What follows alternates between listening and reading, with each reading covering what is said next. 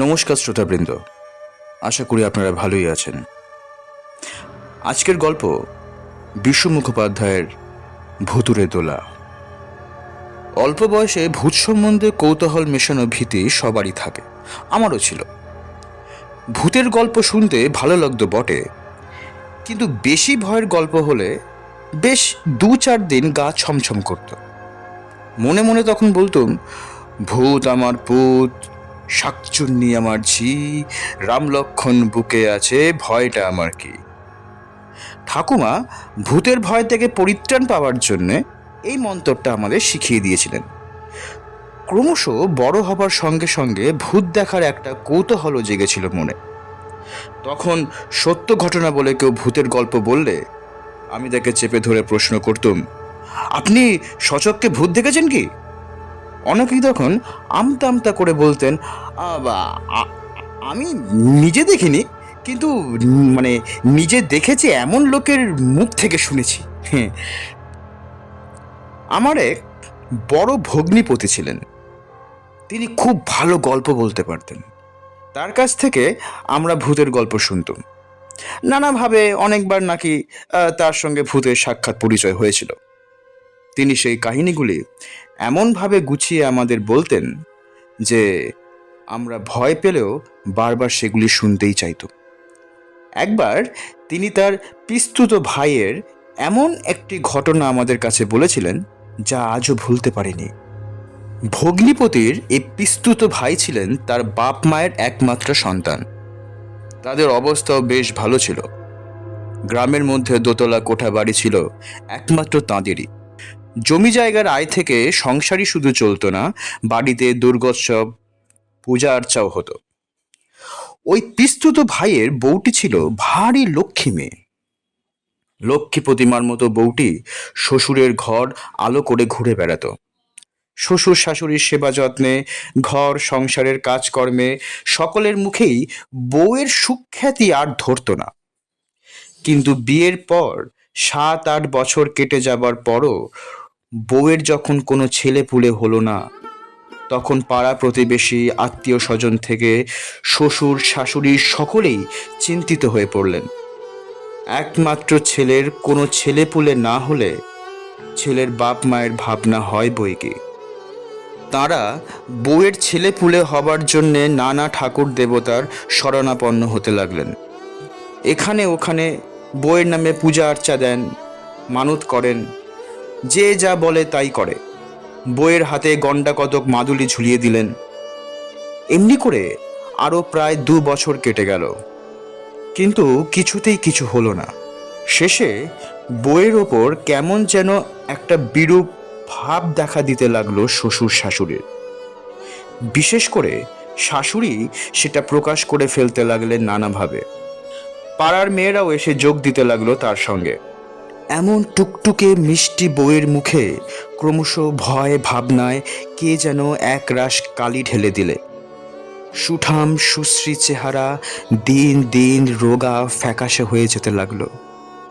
অনেকে এমন কথাও বলল যে বউয়ের ওপর নিশ্চয়ই কোনো অশরীরী দৃষ্টি পড়েছে, তাই ছেলে পুলেও হচ্ছে না আর শরীরটাকে চুষে খাচ্ছে। এসব শুনতে শুনতে বউয়ের মনেও একদিন ধিক্কার এসে গেল। সে স্থির করলে এই জীবন সে আর রাখবে না।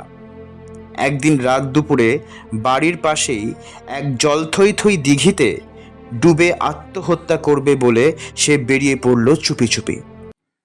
আস্তে আস্তে পা টিপে বাড়ির দরজা খুলে দিঘির পাড়ে এসে দাঁড়ালো।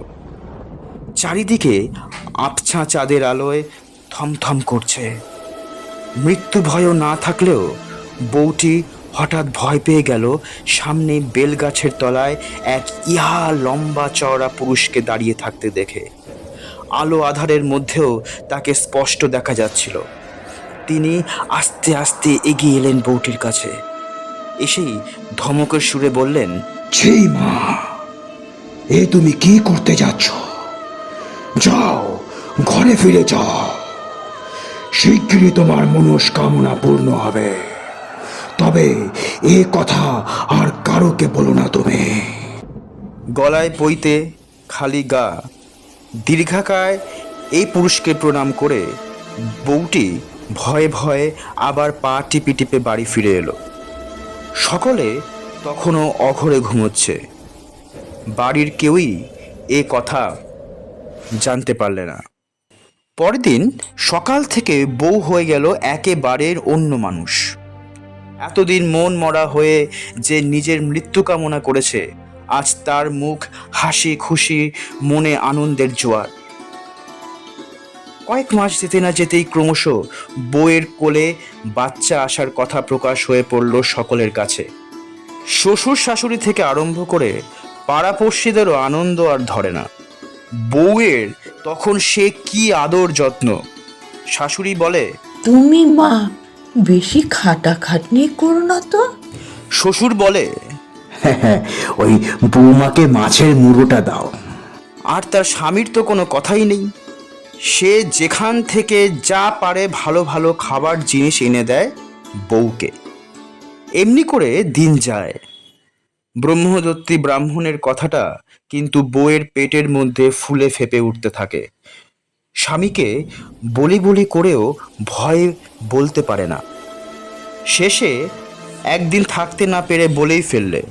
স্বামী তো শুনে একেবারে হতভম্ব।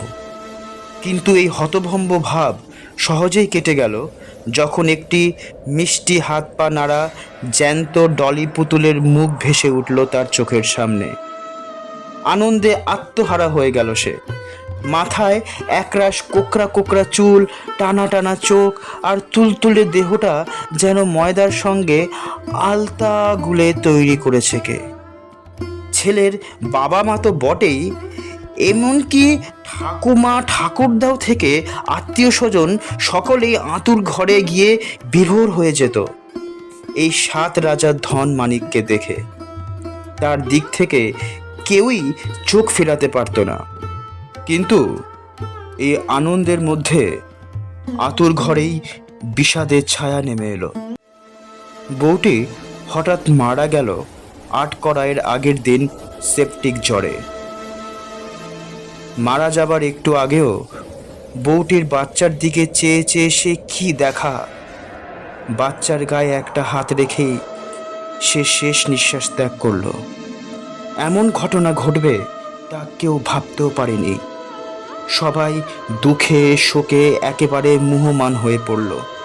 কিন্তু এই শোককেও চাপা দিয়ে আরও এক ঘটনা বাড়ির সবাইকে ভয়ে ভাবনায় একেবারে কাবু করে ফেললে। ব্যাপারটা ঘটল ওই নবজাত শিশুকে নিয়ে। মা মরা বাচ্চাটাকে কি করে বাঁচানো যাবে এই নিয়ে যখন সকলেই জল্পনা কল্পনায় ব্যস্ত, তখন কোনো এক অদৃশ্য হাত এসে যেন তার সব ভার নিজের হাতে তুলে নিল। দুধের বাচ্চাকে মানুষ করার হাঙ্গামা অনেক। তাছাড়া মায়ের মতো বুকের রক্ত আর স্নেহ যত্ন দিয়ে কেউই পারে না 7-8 দিনের বাচ্চাকে বাঁচাতে। কিন্তু এই হাঙ্গামা কারুকেই পোয়াতে হলো না, বরং বাচ্চার আনন্দ উচ্ছল মুখও হালুচালু ভাব দেখে সবাই অবাক হয়ে গেল। ছেলের পেট যেন সারাক্ষণই ভরে আছে। খাওয়াতে গেলে খেতে চায় না, কান্নাকাটিও বেশি নেই। একটু কেঁদেই কাকে এদিক ওদিক দেখে আবার যেন চুপ করে যায়। মুখে হাসির রেখা ফুটে ওঠে। গায়ের কাঁথা বা ঢাকা ভিজিয়ে ফেললে কেউ বদলে দেবার আগেই সেগুলি সবার অলক্ষ্যে কে যেন পাশে টেনে ফেলে আবার নতুন পাট করা কাঁথা কাপড় বদলে দেয়। প্রথম প্রথম ব্যাপারটা বাড়ির কেউই তেমন করে বুঝতে পারেনি।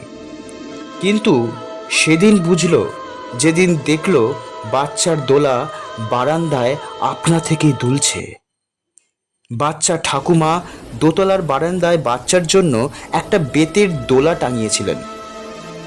মা মরা এই ছেলেকে ঘুম পাড়িয়ে দোতলা শুইয়ে দিয়ে তিনি একটু নিশ্চিন্ত হতেন, সংসারের কাজকর্ম দেখতে পারতেন।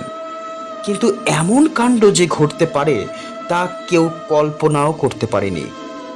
মানুষজন কেউ কোথাও নেই, অথচ দোলা আপনা থেকেই দুলছে। দুলতে দুলতে যেই দোলাটা থেমে আসছে আবার যেন কেউ ঠেলে দিচ্ছে সেটাকে। বাচ্চার ঠাকুমা বাড়ির সবাইকে ব্যাপারটা ডেকে এনে দেখালেন। দেখে সবাই তো থ হয়ে গেল। কথাটা ছড়িয়ে পড়ার সঙ্গে সঙ্গে পাড়াপড়শিরা ভেঙে পড়ল বাড়িতে।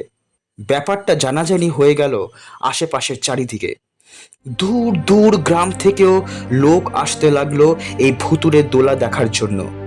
পাড়ার মাতব্বররা ছেলের বাপ ও ঠাকুরদার কাছে, গিন্দিবান্নিরা ঠাকুমার কাছে গিয়ে বলতে লাগলো রোজা ডাকিয়ে শান্তি সস্তায়ন করার জন্যে। গয়ায় গিয়ে মায়ের পিণ্ডি দিতেও বলল কেউ কেউ। কিন্তু 1 বছরের আগে গয়ায় মৃতের পিণ্ডি দেবার রীতি নেই। তাছাড়া ছেলের বাপে এসবে আপত্তি করলে এই ব্যাপারে সে ভয় পেয়ে গেল আরও এর জন্য যে এতে হয়তো ওই শিশুর জীবন নিয়ে টানাটানি হতে পারে। শেষ পর্যন্ত কিছুই করা হলো না। দিনের পর দিন এই ভুতুড়ে কাণ্ড চলতেই লাগলো বাড়িতে। 1 মাস 2 মাস করে ছেলে বড় হতে লাগলো, হামা দিতে শিখলো। ক্রমশ তার মুখে ভাত দেবার সময় এগিয়ে এলো। ছেলের মৃত মাই তখন অলক্ষ্যে থেকে তাকে তদারক করে, তার সঙ্গে খেলা করে। ছেলে উপরের ঘরে থেকে হাসে খেলে। তাকে দেখার জন্যে ঠাকুরমাকে আর উদ্গ্রীব হতে হয় না। শুধু একটি বুড়ি ঝিকে অনেক বুঝিয়ে সুঝিয়ে বেশি টাকা দিয়ে তার জন্য রেখে দেওয়া হয়েছে। ব্যাপারটা বাড়ির সকলের গা সওয়া হয়ে গেলেও সবারই মনে একটা চাপা অস্বস্তি লেগে গেল। তাছাড়া 1 বছর হয়ে গেল, অথচ ছেলের অন্নপ্রাশন হলো না। কতদিনই বা অস্বস্তিকর ভুতুরে কাণ্ড কারখানা টেনে যাওয়া যায়। এদিকে ছেলেও বড় হচ্ছে আর আত্মীয় স্বজনরাও যা তা রটাচ্ছে। এমনি সময় তার ছেলের বাপ একদিন গয়ায় যাওয়াই স্থির করল। যাওয়ার আগে তার বাপ মার সঙ্গে যুক্তি করে গেল যে গয়া থেকে ফিরে এসেই ঘটা করে তার ছেলের মুখে ভাত দেবে। কিন্তু তার আর সুযোগ হয়নি। গয়া থেকে ফিরে এসে ছেলের বাপ ছেলেকে আর দেখতে পায়নি। যেদিন সে গয়ায় তার কাজ শেষ করে সেই দিনই গ্রামে ওই শিশু ডিপথেরিয়ায় কয়েক ঘন্টার মধ্যে মারা যায়।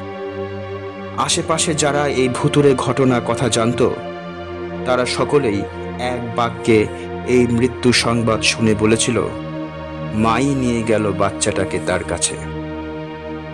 এতক্ষণ আপনারা শুনছিলেন ভুতুড়ে দোলা। এরকম আরও নতুন গল্প শুনতে আমাদের channel the Bong ultimate horror story এখনই সাবস্ক্রাইব করুন। Thank you.